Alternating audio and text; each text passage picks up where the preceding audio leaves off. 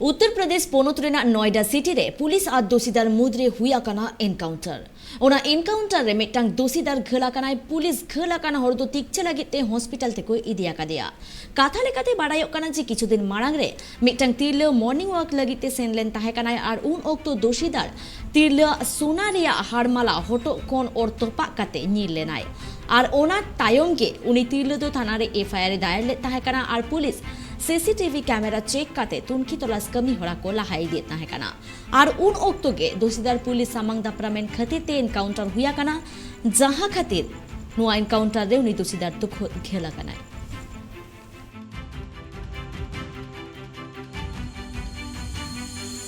दिनांक 29 जुलाई को morning walk करते हुए एक महिला के साथ चेन स्नैचिंग की घटना हुई थी, जिसकी सीसीटीवी फुटेज भी आ गई थी।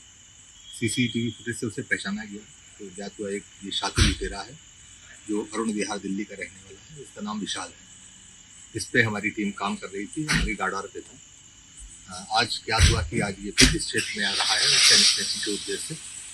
तो सेक्टर 20 की जो टीम थी वो भारद्वाज हॉस्पिटल के पास चेकिंग कर रही थी। वहाँ यही व्यक्ति आते दिखाई दिया, हेलमेट लगाया हुआ था, परंतु उसके हुलिये से पहचान दिया गया। उसको रोकने का इशारा किया गया तो वहाँ से वो भागा और अरुण विहार के पीछे जो नाला है इसकी तरफ से भागा।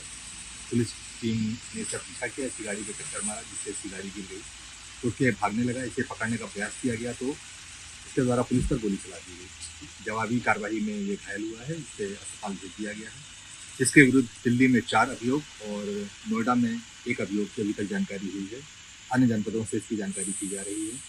जो चेन इसके द्वारा लूटी गई थी वो बरामद हुई है। एक 315 बोर का तमंचा, एक खोखा कारतूस, 2 जिंदा कारतूस और एक मोटरसाइकिल इसके पास मिली है। मोटरसाइकिल को भी ऑनलाइन चेक किया गया है तो नाम में कुछ अंतर आ रहा है, जिससे ये संदिग्ध लग रही है।